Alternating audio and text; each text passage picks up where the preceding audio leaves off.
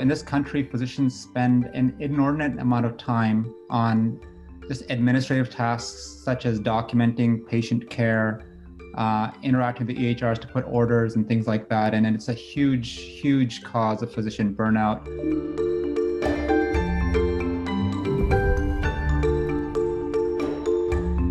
I'm excited today to be joined by Harjinder Sandhu.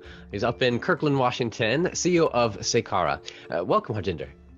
Thank you. It's great to be here with you today. Absolutely. So your product is an AI assistant for physicians. So if anyone's watching and you're a physician or a nurse practitioner and you're wanting to automate charting, this may be a tool you want to look into. Now, a quote I noticed on your site from Dr. Meg Fitzsimmons. She said, "My charting is done within 30 seconds of leaving a patient's room." So I'm curious, when you started Saykara, what problem did you set out to solve, and how has that changed over these years?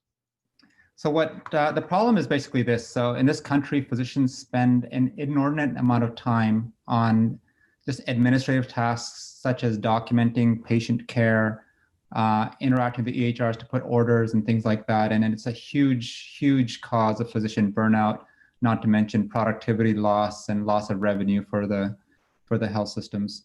And it's interestingly, it's universal across all specialties. Pretty much every physician you talk to say, I just spend way too much time on my keyboard. I spend more time on my keyboard actually than I do seeing patients.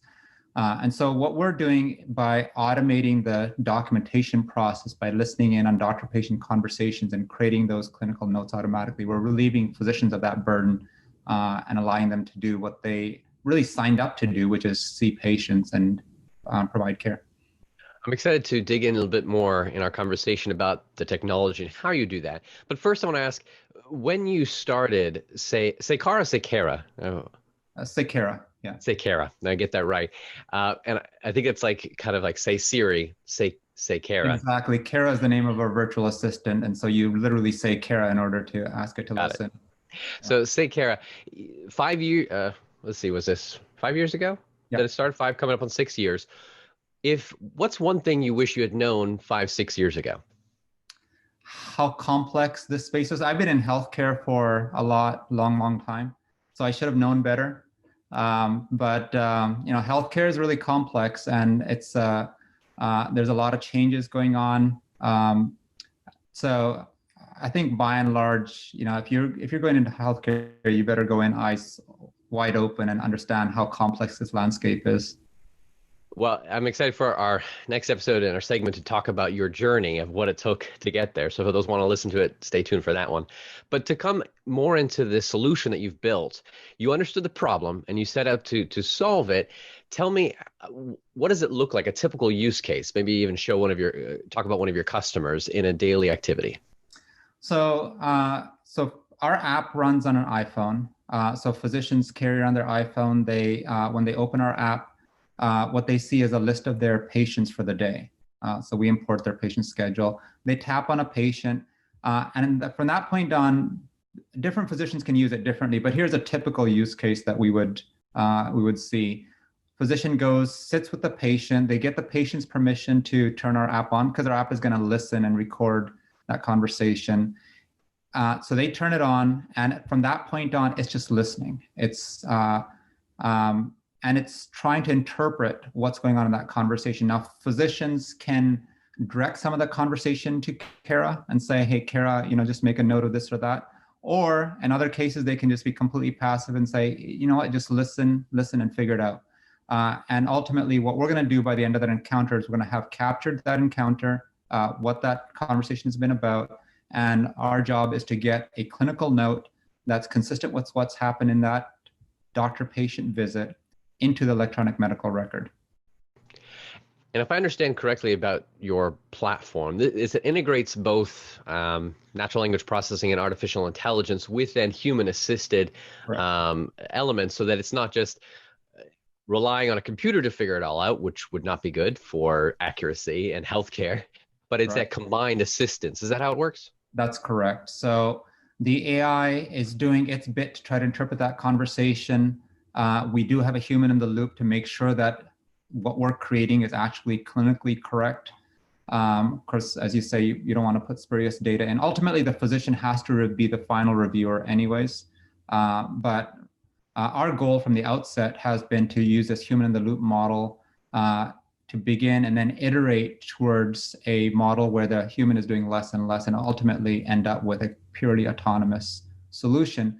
And we're getting there. We're getting to certain parts of our system that actually don't require human assistance, and more and more of that the system can do automatically. You're investing in the future, the platform itself, the end user, the physician or nurse practitioner doesn't see a difference, but you're investing the people hours to slowly reduce that as the technology advances. That's correct. Yeah. This is a very exciting time for that to be, and it sounds like you're getting closer and closer to that fact. To be able to build this, have you built your own training models? Is that how for it to detect certain elements? Are you building or using kind of third party or open source? No, we actually, there's two parts of that answer. One is that we've built a lot of the core tech ourselves. And the really difficult part of this, which is really understanding what's happening in a conversation. If you go in to see a doctor and you have a cough, and these days they might be worried that you have COVID, so they're going to do a COVID assessment and so forth. What our system tries to do is try to understand not only the words that are being said, which is what a traditional speech recognition system would do, but also the kind of care that's being provided here. So to understand that, hey, there's a COVID assessment going on here in this particular visit, and what are the elements that we need to capture in order to properly document this particular visit? How long has the cough been going on? Have you had any interaction with other people that are sick, and so on and so forth? So it begins to build a base, a model to say, here's all the information I generally need to collect based upon past experience for this kind of a visit. And so let me go hunting in this conversation as I listen to this natural language. Let me go hunting for this information to see if I can piece together the story of this particular visit. And so it does that. As I said, it has human assistance today to make sure it gets all of it, and all of that human assistance allows it to just get better and better. But the core tech is I would say we built it ourselves just to get it to that point. How is this different from other options out there? Maybe it's just voice dictation or other types of solutions. Yeah, so if you think about what's been out there, so I was part of Nuance Communications, which sells a product called Dragon, which is the leading speech recognition solution out there. Dragon does a really good job of capturing narrative. And what that means is that if you dictate, it'll just take that and translate that directly word for word, verbatim, into a note.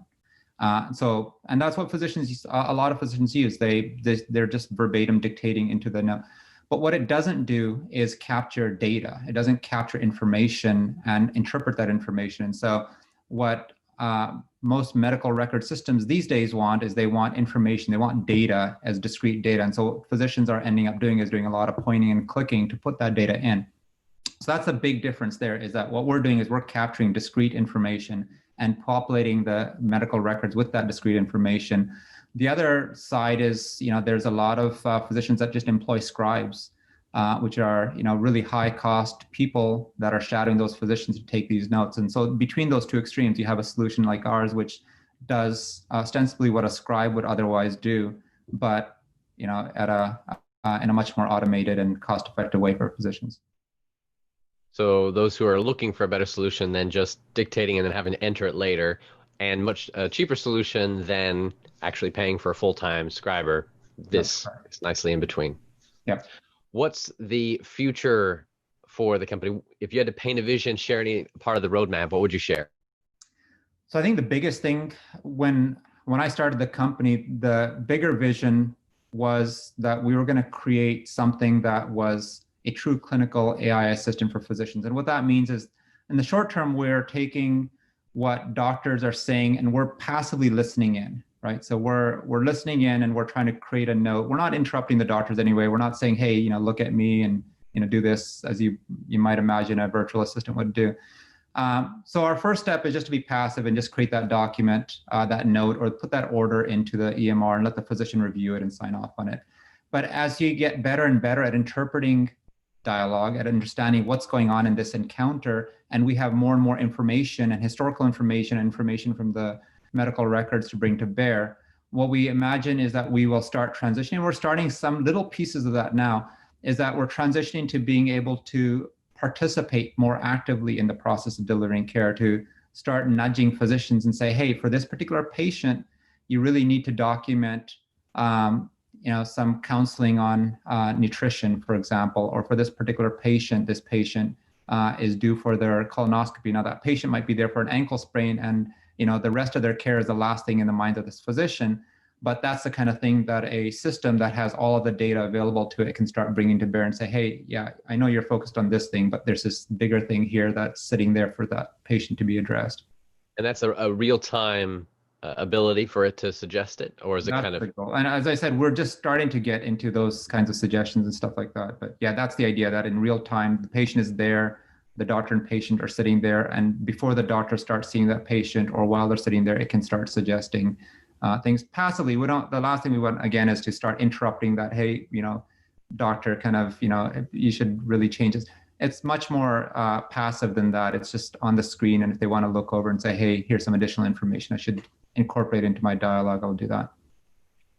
If you had to share one thought or insight for a physician or a nurse practitioner that they should know going forward from here, even apart from your solution, just how to be thinking about technology and using it going forward, is there any insight that you can share?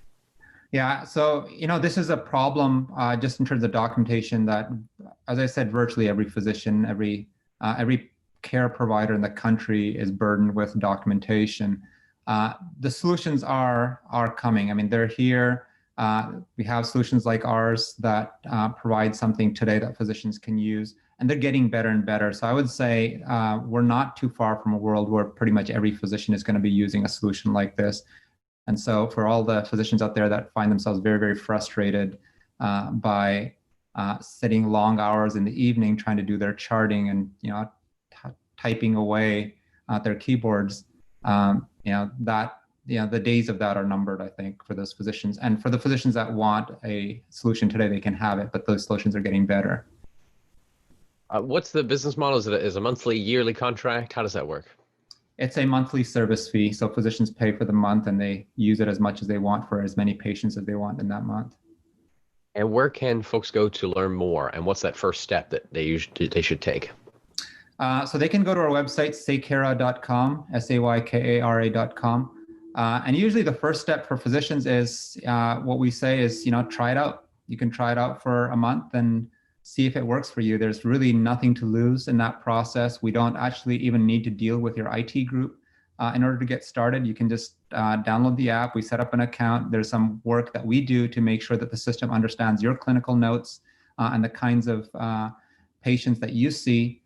So actually all of the investment in terms of the work is on our side. For the physician, it's basically a 15-minute training that we do. And it can be as simple as, hey, turn it on and just start talking. But make sure you talk out loud. And if you're doing a physical exam, we can't see what you're doing. You have to tell the system what you're doing. But aside from that, it's really not that hard. Have you seen a company using AI, machine learning, or other technology to transform the way we live, work, and do business?